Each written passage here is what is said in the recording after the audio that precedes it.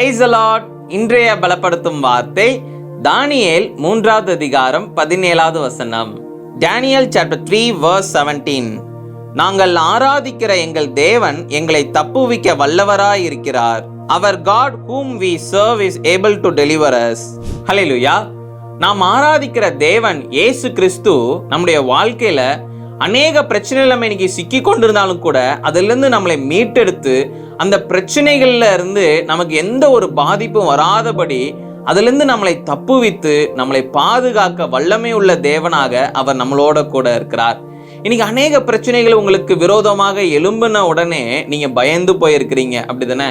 நமக்கு ஏதோ ஒரு சேதம் உண்டாயிருமோ அப்படின்னு. இல்ல, நாம் ஆராதிக்கிற தேவன் நமக்கு எல்லா பிரச்சனையிலிருந்து நமக்கு ஒரு விடுதலையை கொடுத்து எல்லா விதத்திலையும் நம்மளுக்கு ஒரு உதவியை செய்து எல்லா இக்கட்டான சூழ்நிலைகளிலிருந்து நம்மளுக்கு ஒரு விடுதலையை கொடுத்து நம்மளை தப்புவித்து நம்மளை நேர்த்தியான பாதையில வழி நடத்துவார்.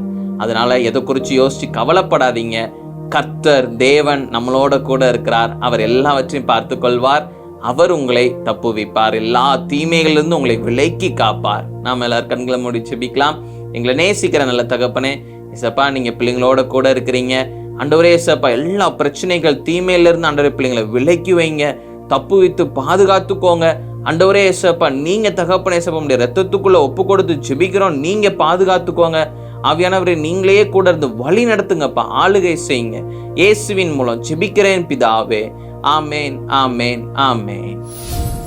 நம்மளுடைய தேவன் எல்லா பிரச்சனையிலிருந்து நமக்கு ஒரு விடுதலையை கொடுத்து எல்லா தீமைகளிலிருந்து நம்மளை விலக்கி நம்மளை தப்புவித்து நம்மளை பாதுகாத்து நம்மளை ஒரு உயர்ந்த இடத்துல வைத்து நம்மளை சந்தோஷமாக வாழ வைப்பார். அதனால எதை குறிச்சும் கவலைப்படாதீங்க. கர்த்தர் நிச்சயம் உங்களை பாதுகாத்து வழி நடத்துவார். கர்த்தர் உங்களை ஆசீர்வதிப்பாராக.